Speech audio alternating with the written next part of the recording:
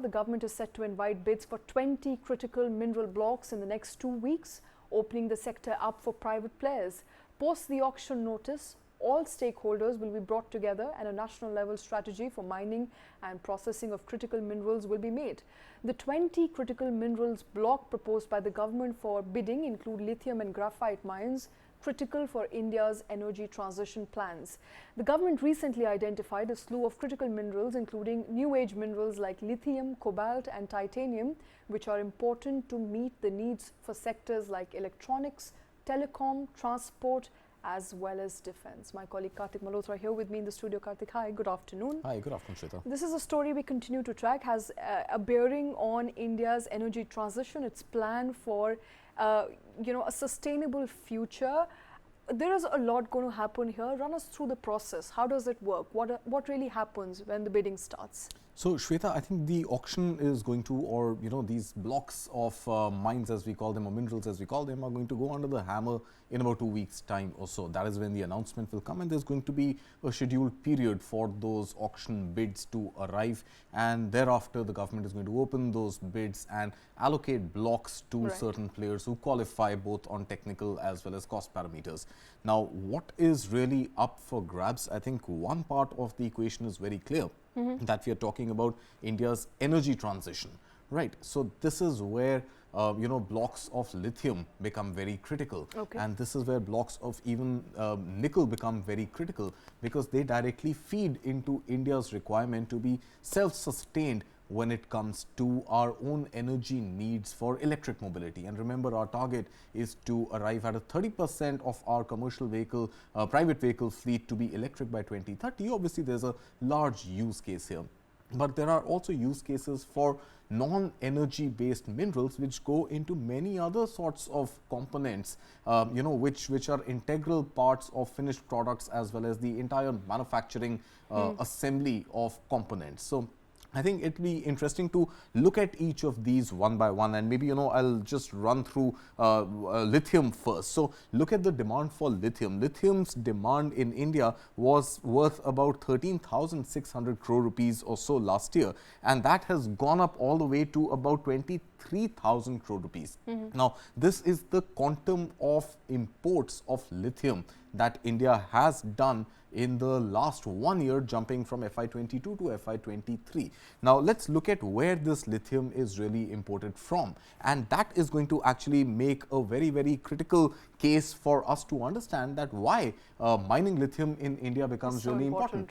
So there you have it on the map. China is the biggest sort of exporter of lithium to the world, and India continues to draw in its import surplus, its import requirements from China. In addition to that, you've got United States, you've got Argentina, you've got Hong Kong, Japan as well as Australia. Now, these are all lithium rich countries. We import from them. Obviously, there is a cost to those imports. Now, once we start making lithium here, mining lithium and using that raw material into our own energy needs, it obviously has a bearing on our current account deficit, which should narrow and hopefully move to a surplus at some point. Let's look at some other minerals. Let's look at titanium, for example, right? Titanium again becomes a very, very critical, important mineral. And let's look at where all titanium is really going to be used.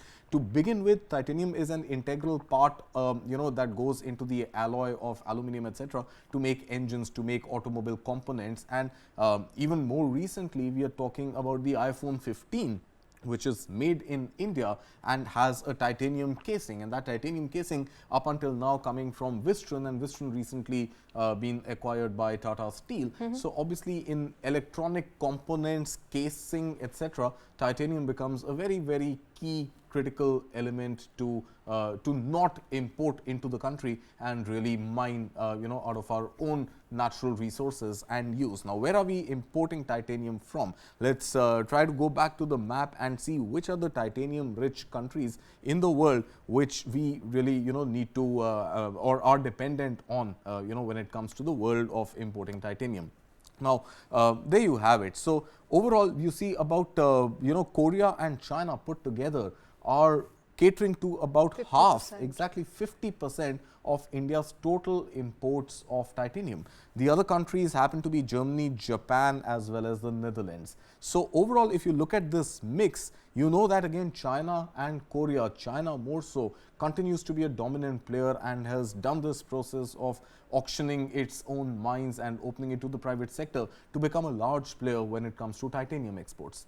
Now let's move on to another sector. Let's talk about nickel, for example. I think nickel, again, when we talk about India's energy transition and when we don't talk about really electric mobility, nickel becomes another key component that goes into traditional nickel cadmium batteries. What are these nickel cadmium batteries used for? All sorts of electronics, all sort of electrical products, etc. And again, you know, nickel becomes one of these key elements that goes into anything that we need when it is, whether it is solar voltaic cells and the transmitters, transformers used to transmit that energy, and any sort of other conduction requirements in the electrical, electronic space, energy space. Nickel becomes a very, very critical mineral there. So in addition to that, manufacturing engines, components within engines, coating on engines, etc., nickel becomes, because it is also corrosion resistant, etc., it is used as coating to go over components and prevent some sort of rusting or any sort of oxidization. And look at the countries that we are dependent on when it comes to nickel. Again, it's a fairly large pie that you will see where, incidentally, it is not China but US which is a great supplier of nickel. In fact, 30% of India's demand for nickel is fulfilled by the USA. So broadly, Shweta, you know, these are the three main critical components which get opened as part of those 20 when we really talk about India's overall advantage on mining its own natural resources, wealth of natural resources. Some of them recently discovered, some that we've known have existed for a while. But overall, this whole story of energy transition, self-reliance, being independent and not dependent on the rest of the world, I think all of this augments very well with the government opening or at least initiating the auction process for you know, for the natural resources, including rare earth minerals, as well as some elements you know, which are not in the mineral space, maybe in the metal space, and to go into the whole process of manufacturing in addition to serving just the energy transition needs. I think India's overall dependence on the rest of the world, given the geopolitical environment that we are living in right now, augurs very well for India's future. Okay, and so far we know there are about 10 to 12 contenders who could be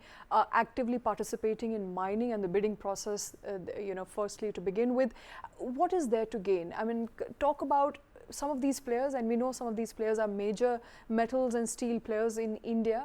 There's going to be a long haul process. They'll first bid, then start operating. What is there to gain for these companies? Oh, a lot, Shweta. I think to begin with, number one, these companies have had JVs in other parts of the world which are mineral rich.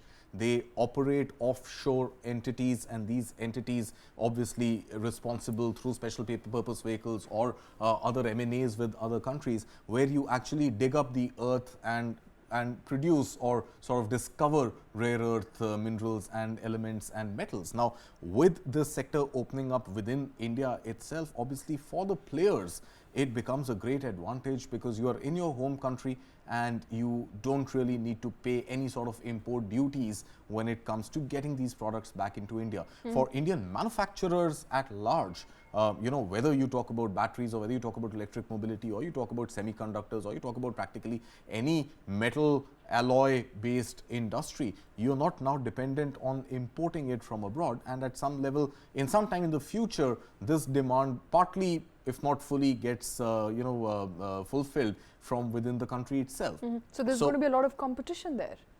I think competition already exists. For the bidding process, yeah, obviously. I think, you know, any company which is seriously looking at expanding its mining activities anywhere in the world, and if it happens to be an Indian company, obviously will see immense value in digging up India's own natural resources and getting access to those blocks for a sustained period of time, and generate as much, discover and process as much of these rare earth minerals as they can, and not just provide them as raw material input into Indian industries, but the entire export market also opens up. So there is going to be, of course, a bidding war. We will have the likes of Tata Steel, JSW, Vedanta. Jindal Steel, Vedanta, Hindalco. Many of these companies which are into the mining industry are going to want to exploit this opportunity.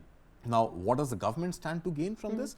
Of course, there is a 3% royalty on lithium and a 1% royalty on all other minerals that get mined, or rare earth minerals that get mined. And by one way, the government gets royalty, because this is, at the end of the day, sovereign land of India. Government of India has owned this land thus far. And so there is a royalty component, and in addition to that, obviously, by way of profits that these companies will make on the basis of the raw material they are able to extract, there is a tax called corporate tax, which in any case gets paid. So it seems to be a win-win for Indian industry, for the mining industry, and for Government of India. And overall, at some point, if we are able to bring down prices and that import dependence gets more than offset with what we are able to generate out of India, then prices eventually should go down. So overall, even for the consumers, it is going to be a winning proposition. But all of this lying right now in the realm of discovery, speculation that we will find enough and more of these rare earth minerals. And this is where I think the government also wants the private sector to partake, make those investments in geological surveys and digging up and putting in earth moving equipment and putting up factories to process them. I think partly the responsibility and the burden is on the private sector, and then the rewards are also for the private sector to gain. All right, joint responsibility, joint rewards is what we are looking at. Also important to point out, it was in the month of August that government had decided to open up rare mineral blocks up for mining and auctioning for private players, and that is going to be a reality very soon. 2 weeks from now, the bidding process for rare earth minerals blocks will open up.